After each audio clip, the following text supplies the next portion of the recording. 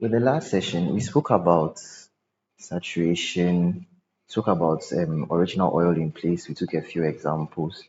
So today we'll be looking at deliverability. Okay. So for this part, a lot of focus is going to be given to the calculations that we came across when we took this course. The definitions and points that are at the beginning are a bit straightforward.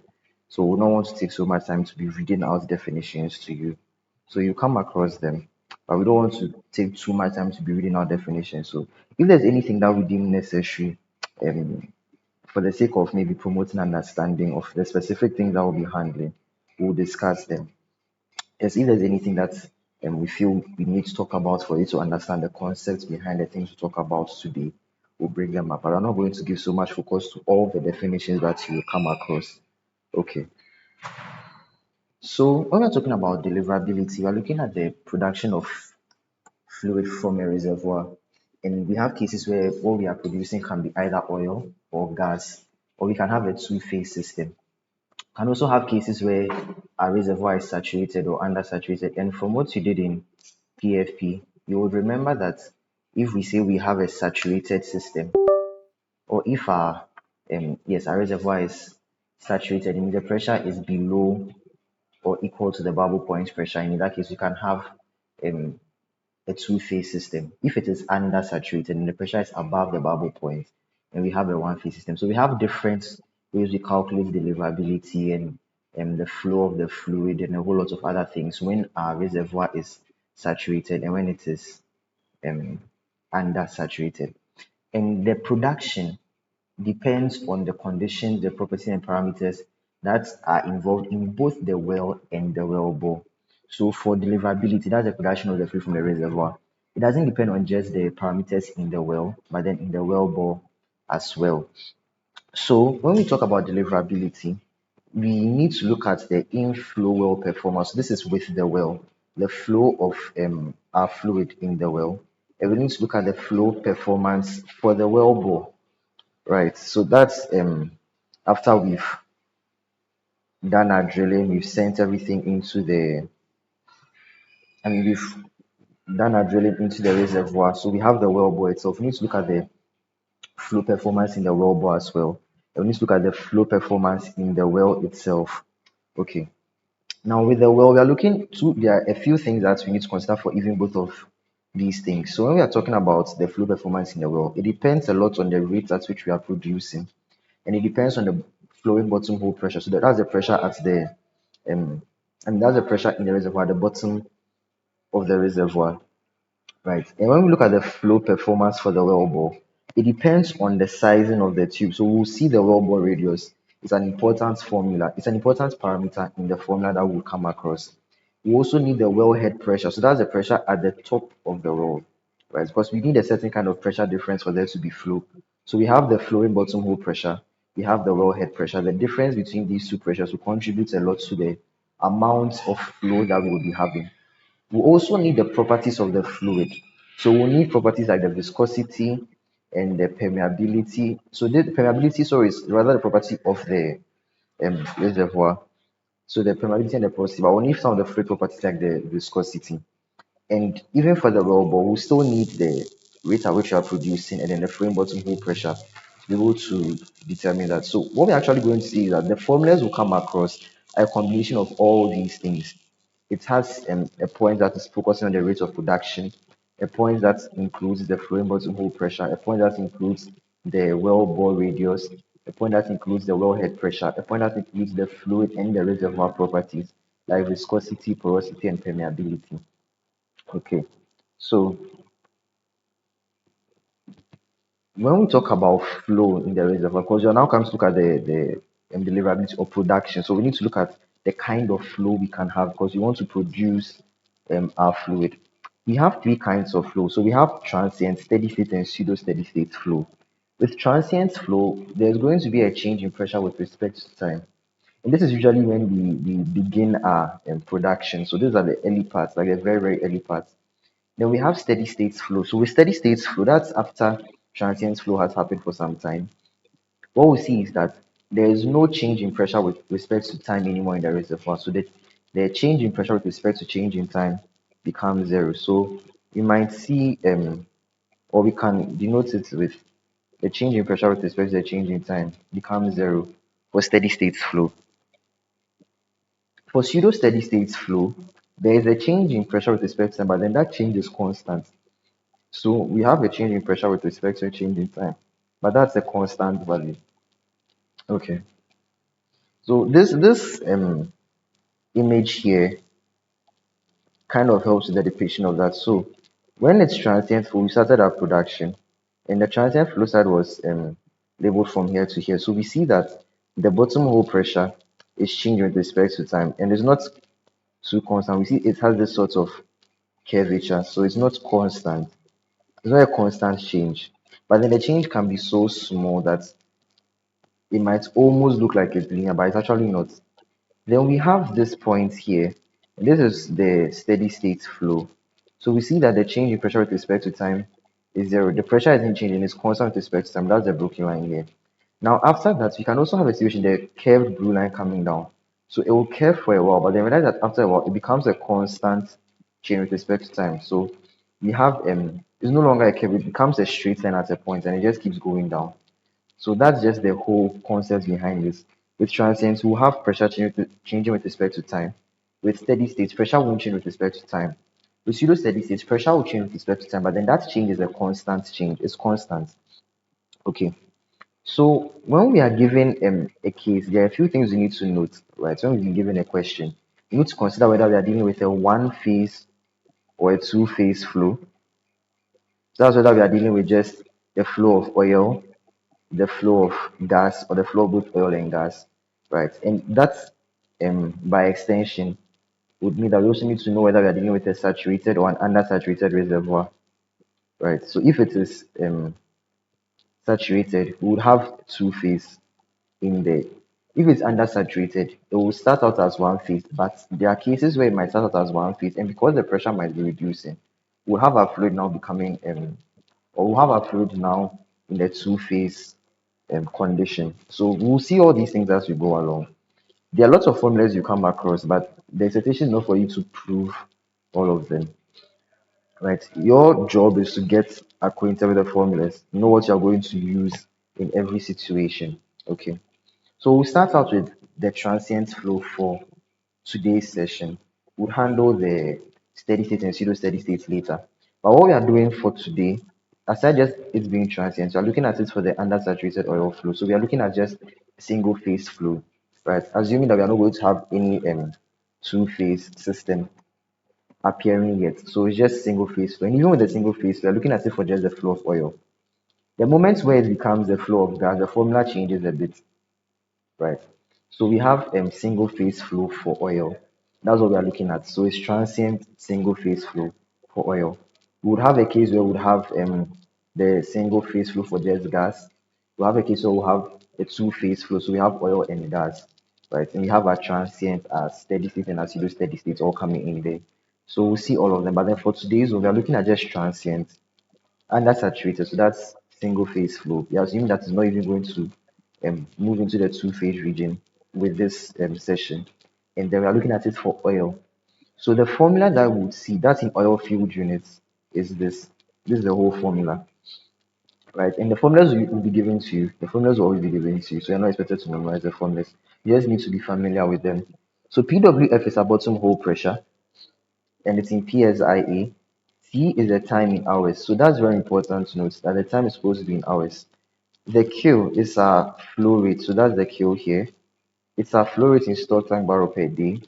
We have our phi, which is porosity. That's the normal notation. Our B also being our formation volume factor.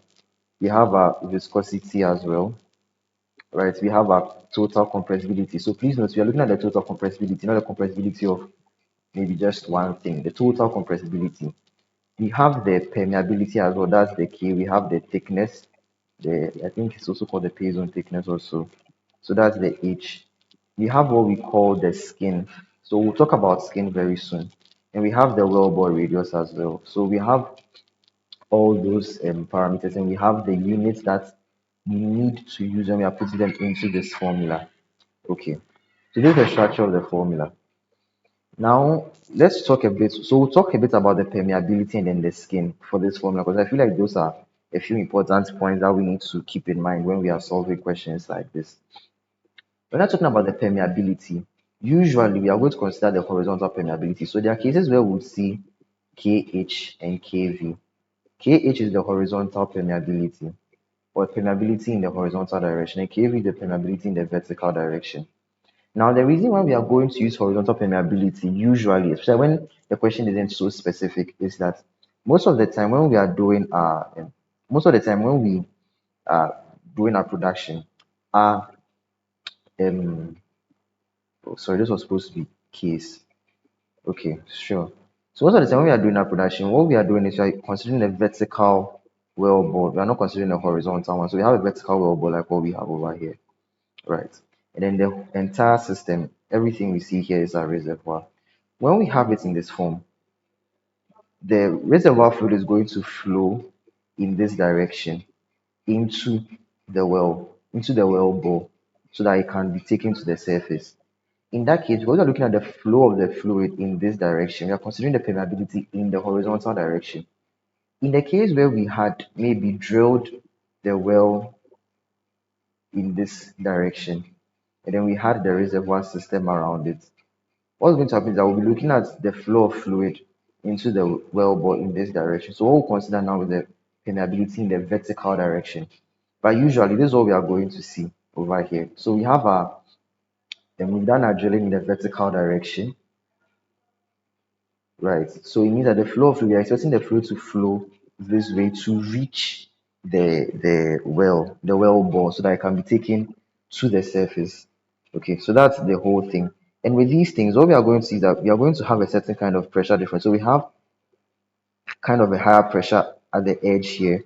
And then with the bottom hole pressure, the frame bottom pressure, it's a bit lower. So the fluid is going to flow in that direction. Because the points where we put in the rubber, we are going to have a pressure being reduced there, so that fluid can flow in that direction. So all we are saying is that normally with these kind of questions, unless it has been specifically stated, we use a horizontal permeability, because we're going to consider the flow of the reservoir fluid in the horizontal direction. So we're looking at the permeability in the horizontal direction. Okay. Yeah, and the other thing we'll talk about is skin.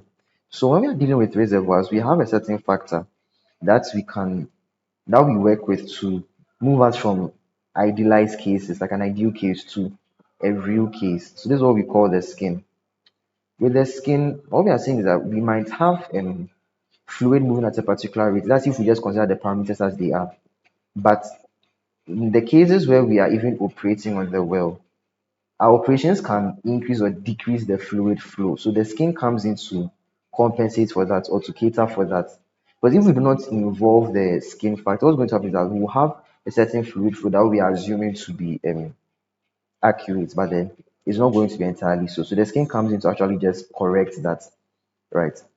So, for example, maybe in the process of our operation, some cracks were formed. These cracks will actually end up increasing permeability, and so fluid will end up flowing a bit more, right? But then, if we don't consider this, what's going to happen is that we'll do a calculation as though these things never happen, and our fluid flow is not going to be accurate. So, the skin is just supposed to cater for all these things.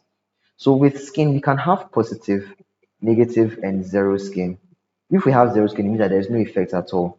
But with positive skin, we are seeing that permeability is decreased, right? So this is going to imply that there's going to be a reduction in flow, and there's going to be an increase in pressure drop. I think for this one, the main focus is actually the production, the production, the flow rate. So with positive skin, permeability is going to be decreased, and our flow is also going to reduce. But with negative skin, permeability is going to rather be increased. And when permeability increases, there's going to be an increase in flow. Right? So there's a reduction in pressure drop. Sorry, this is supposed to be reduction. Sorry about all of this. So it's a reduction in pressure drop, but then there's an increase in flow. When, as I said earlier, when there's zero skin, there is no effect at all. Okay. So this was the equation we started with, right? And what we can do is that we can actually make the flow rate the subject, so that we'll have it in this form. And we are dealing with transient flow here. So yes, transient works with time. So you're going to have a plot of our flow against t. So obtain what we call the production rate, and this is for the transient flow, right? So we have for the production rate, we're going to have a plot of our flow rate against T to get our production rate. And I think you come across it later in the course. We call the equation the drawdown equation. So you come across that. But then we are seeing for the production rate, we have a plot of Q against T. So we can make Q the subject here from this formula up here so that we have it in this form. Okay.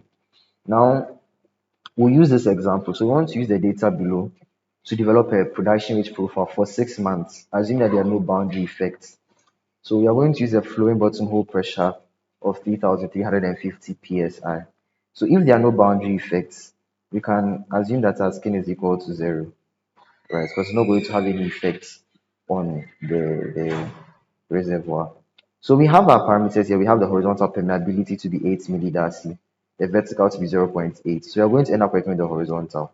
We have the thickness to be 50 feet, the PI to be 5,000 psi, a bubble point pressure 1,400 psi, our total compressibility.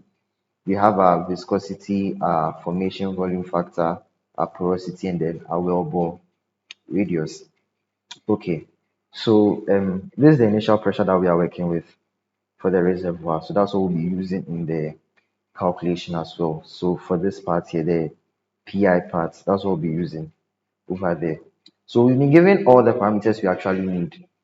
We've been given, yes, all the parameters that we need. One thing to notice is that sometimes you'll be given extra parameters. So it's up to you to determine the ones that are required. Sometimes you might be given, instead of maybe just the total compressibility, you end up seeing CO, CW, all these things. Sometimes you even be given the API, gravity, all these things. But it's up to you to know what you're going to use because you know the formula that you're working with, right? And even with the other kinds of flows and the other kinds of systems, whether it's undersaturated or not, it's up to you to determine the right formula to use. So you have to get familiar with the formulas and the right parameters that you need to use for any question that you would come across. Okay. So with this example, we would use we said we are supposed to develop a production rate profile. So we are going to use the formula that I was looking at there. I was relating Q to T. So the one where we make Q the subject.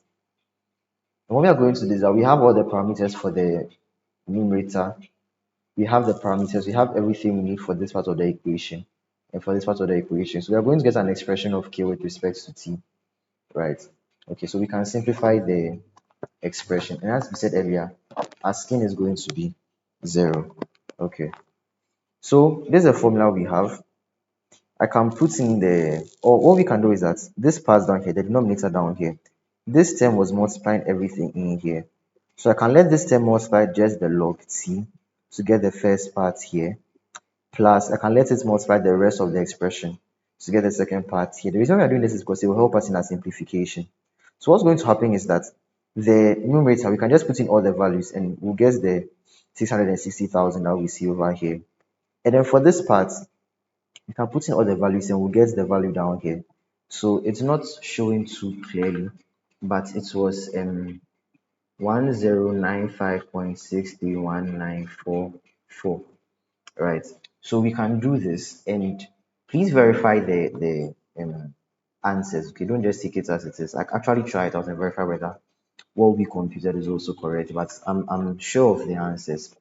Okay, so we end up with the formula in this form when we've put in all the parameters and we simplified it. So we can use this expression now. Now we're given the time in months, but we need to work in hours, right? So what we are going to do is that we are going to work, except for 6 months. So we are going to do this for, 1 month, 2 months, 3 months, all the way to the 6th month. And we are going to change it from months into hours. So we are using the assumption that 1 month is equal to 30 days.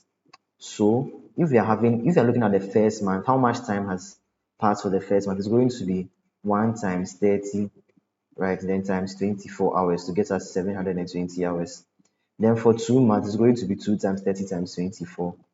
And it follows through like that to get our time in hours. So what we would put in the equation here for our t is going to be the time in hours. So when I put in the value of 720, right, for the first month, When I put in a value of 720 for the first month in the formula, into this formula, what we are going to get is this value over here for the flow rate. And I'll put in all the other values and get all these values for the flow rates. Okay. Yes, so I think I've said this. So we are working with 6 months. We are going to assume that a month is 30 days. Okay, so we're talking about that. Now, when we do this, we can have our plot. So we can have our graph. We can plot our Q against our T to get our production rate, right? For the plot, what we are going to do is, you see, we had to use the time in hours for the formula. But when we are doing the plots, I mean, it's easier to plot the time in months than to plot the time in hours, because you have to divide up your scale. If you are using hours, you have to divide up. I think let me use the next image. If you are using 18 hours, you have to divide up the scale, make this 720, make this 1440, and all of that. But then for the graph, we can keep the time in months. For the formula, we need to keep the time in hours for the calculation. So we can plot all our points and we'll have it in this form. So this is going to be the production rate for the transient flow. Okay, so that will be it for today's session. We'll continue with steady state and pseudo-steady states for the undersaturated oil case. Then from there, we'll move to the other situation. So we'll do for the gas, we'll do for two-phase flow, and all of those things. Okay.